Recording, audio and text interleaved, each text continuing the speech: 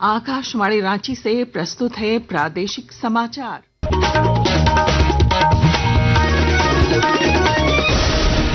नमस्कार, प्रादेशिक समाचारों के साथ मैं पूनम किरकेट्टा। पहले मुख्य समाचार। मुख्यमंत्री हेमंत सोरेन आज गणित और विज्ञान विषय के नवनियुक्त सहायक आचार्यों को सौंपेंगे नियुक्ति पत्र। जेएसएससी ने भाषा विषय का भी संशोधित रिजल्ट किया जारी। राज्य सरकार ने पूरे प्रदेश में अबुआ मेडिकल स्टोर खोलने का लिया फैसला। स्वास्थ्य मंत्री ने कहा, पहले चरण में 700 मेडिकल स्टोर होंगे शुरू, गरीबों को मिलेगी मुफ्त दवा। केंद्रीय प्रत्यक्ष कर बोर्ड ने आयकर रिटर्न दाखिल करने की अंतिम तारीख एक दिन बढ़ाई। अब आज रात 12 बजे तक भरे जा सकेंगे रिटर्न। राजधानी रांची समेत राज्य भर में अगले 3 दिन बारिश के आसार। आज हजारीबाग, कोडरमा, चतरा और लातेहार में भारी बारिश का ऑरेंज अलर्ट। और सरायकेला में आयोजित जिला फुटबॉल लीग अर्जुना कप का हुआ रंगारंग समापन। पूर्व केंद्रीय मंत्री अर्जुन मुंडा हुए शामिल। खिलाड़ियों का बढ़ाया हौसला। और अब समाचार विस्तार से। मुख्यमंत्री हेमंत सोरेन आज गणित और विज्ञान विषय के 137 स्नातक प्रशिक्षित सहायक आचार्यों और गोड्डा जिले के चयनित 213 इंटरमीडिएट प्रशिक्षित सहायक आचार्यों को नियुक्ति पत्र सौंपेंगे। रांची के प्रोजेक्ट भवन में आयोजित एक समारोह में श्री सोरेन कुल 350 नवनियुक्त सहायक आचार्यों को नियुक्ति पत्र देंगे। मौके पर राज्य के वित्त मंत्री राधाकृष्ण किशोर और श्रम मंत्री संजय प्रसाद यादव भी मौजूद रहेंगे। झारखंड कर्मचारी चयन आयोग जेएसएससी ने स्नातक प्रशिक्षित सहायक आचार्य नियुक्ति में भाषा विषय का संशोधित परिणाम जारी कर दिया। संशोधित परिणाम में कुल 813 अभ्यर्थियों ने सफलता पाई है। पूर्व में जारी परिणाम में भाषा विषय के सहायक आचार्य के लिए कुल 1059 अभ्यर्थी सफल हुए थे। इस तरह संशोधित परिणाम में 246 अभ्यर्थी कम सफल हुए। प्रधानमंत्री नरेंद्र मोदी के जन्म दिवस पर कल से देश भर में सेवा पर्व की शुरुआत की जा रही है। झारखंड में भी इसे लेकर व्यापक तैयारी की गई है। सांसद और भाजपा के प्रदेश महामंत्री आदित्य साहू ने बताया कि सेवा पर्व की शुरुआत रक्तदान शिविरों से की जाएगी। प्रधानमंत्री नरेंद्र मोदी जी का जन्मदिन है तो कार्यकर्ता तो उत्साही हैं, साथ साथ आम जन उत्साही हैं और इनके जन्मदिन को लेकर के संगठन की तरफ से भी सेवा के माध्यम से जनता के बीच जा करके विभिन्न प्रकार के कार्यक्रम करने की तैयारी की है। इस निमित्त 17 तारीख को रक्तदान शिविर, स्वच्छता अभियान से इस कार्यक्रम का शुरुआत। और झारखंड में बड़े पैमाने पर हमारे युवा साथी प्रधानमंत्री के नाम से अपने रक्त का दान करने वाले हैं और लगातार 17 सितंबर से 2 अक्टूबर के बीच हमारे मंडल स्तर के कार्यकर्ता भी रक्तदान करने वाले हैं। प्रधानमंत्री नरेंद्र मोदी ने स्वतंत्रता दिवस पर लाल किले की प्राचीर से वस्तु और सेवा कर यानी जीएसटी में और अधिक सुधारों की घोषणा की थी। इस महीने की 3 तारीख को जीएसटी परिषद ने आम लोगों के जीवन की सुगमता के लिए कई क्षेत्रों में कर कटौती की थी। आज एक नजर कृषि क्षेत्र में जीएसटी सुधारों पर।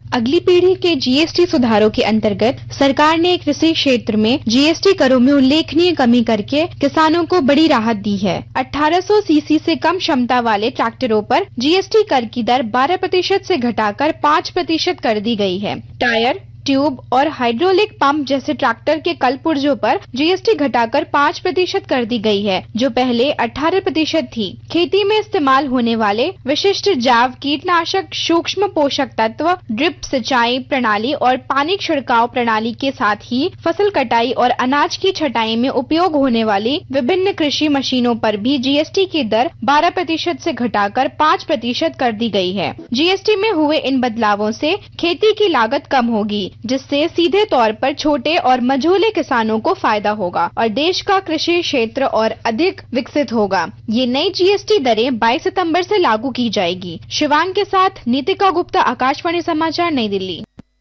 राज्य सरकार ने प्रदेश में अबुआ मेडिकल स्टोर खोलने का फैसला किया है। इस मेडिकल स्टोर में गरीबों को मुफ्त दवा मिलेगी। इस सिलसिले में स्वास्थ्य मंत्री डॉक्टर इरफान अंसारी ने मुख्यमंत्री हेमंत सोरेन से मुलाकात की। मुलाकात के बाद डॉक्टर अंसारी ने कहा कि पहले चरण में 700 अबुआ मेडिकल स्टोर स्थापित होंगे। अगले चरण में और अधिक स्टोर खोले जाएंगे। आकाशवाणी के ताजा तरीन समाचारों के लिए आप हमारी वेबसाइट NewsOnAIR.gov.in पर लॉग ऑन कर सकते हैं। ताजा समाचार X handle @AIR news alerts और Facebook page all India radio news पर भी उपलब्ध है। आप प्रादेशिक समाचार एकांश के एक्स हैंडल @AIR न्यूज _ और Facebook page Akashvani news Ranchi, Instagram page तथा YouTube channel AIR news Ranchi पर भी हमारे बुलेटिन सुन सकते हैं। प्रादेशिक समाचार आप आकाशवाणी रांची से सुन रहे हैं। रेल मंत्रालय ने निर्णय लिया है कि 1 अक्टूबर से सामान्य आरक्षण खुलने से पहले 15 मिनट के दौरान केवल आधार प्रमाणित उपयोगकर्ता ही IRCTC की वेबसाइट और उसके ऐप के माध्यम से टिकट बुक कर सकेंगे। वर्तमान में यह पाबंदी केवल तत्काल बुकिंग पर लागू है। मंत्रालय ने कहा कि यह निर्णय यह सुनिश्चित करने के लिए लिया गया है कि टिकट आरक्षण प्रणाली का लाभ आम उपयोगकर्ता तक पहुंच सके और इसका दुरुपयोग न हो। केंद्रीय प्रत्यक्ष कर बोर्ड ने आकलन वर्ष 2025-26 के लिए आयकर रिटर्न भरने की अंतिम तारीख एक दिन बढ़ाने का निर्णय लिया है। अब रिटर्न आज रात 12 बजे तक भरे जा सकेंगे। आयकर विभाग ने कल देर रात सोशल मीडिया पोस्ट में यह जानकारी दी। गढ़वा जिले में किसानों को उन्नत खेती के प्रति जागरूक कर उनकी आर्थिक स्थिति में सुधार का प्रयास किया जा रहा है। विस्तृत ब्यौरा दे रहे हैं हमारे संवाददाता। गढ़वा जिले की किसान आधुनिक कृषि की बजाय परंपरागत रूप से खेती करते आ रहे हैं। इसको देखते हुए जिले के किसानों को कृषि उन्नति योजना की जानकारी देते हुए उन्हें चरणबद्ध रूप से प्रशिक्षण दिया जा रहा है। इसके तहत वित्तीय वर्ष 2025-26 के प्रथम चरण में 25 किसानों के समूह को राज्य के बाहर देश के बड़े कृषि विश्वविद्यालयों, शोध संस्थानों और कृषि विज्ञान केंद्रों में प्रशिक्षण के लिए भेजा जा रहा है, जबकि 25 किसानों को राज्य के अंदर ही आत्मा और कृषि विज्ञान केंद्र से प्रशिक्षण दिया जाना है। विनोद कुमार पाठक, आकाशवाणी समाचार, गढ़वा। मौसम। राजधानी रांची समेत पूरे राज्य में अगले 3 दिन बारिश के आसार हैं। मौसम विभाग के अनुसार आज रांची, गिरिडीह, लोहरदगा, पलामू और गढ़वा में भारी बारिश का येलो अलर्ट जारी किया गया है। वहीं हजारीबाग, कोडरमा, चतरा और लातेहार जिले में भारी बारिश का ऑरेंज अलर्ट जारी है।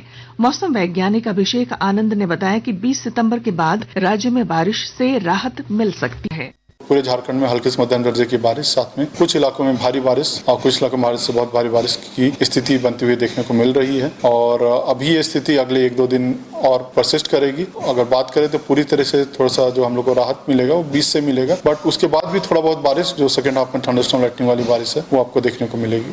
सरायकेला खरसावा के अर्जुना स्टेडियम में आयोजित जिला फुटबॉल लीग अर्जुना कप का रंगारंग समापन हो गया है। माहिर FC सीनी की टीम को पराजित कर तुडियांग FC खरसावा की टीम चैंपियन बनी। समारोह में पूर्व केंद्रीय मंत्री अर्जुन मुंडा शामिल हुए। उन्होंने खिलाड़ियों को हौसला बढ़ाया। श्री मुंडा ने कहा कि खेल से सकारात्मक परिवेश तैयार किया जा सकता है।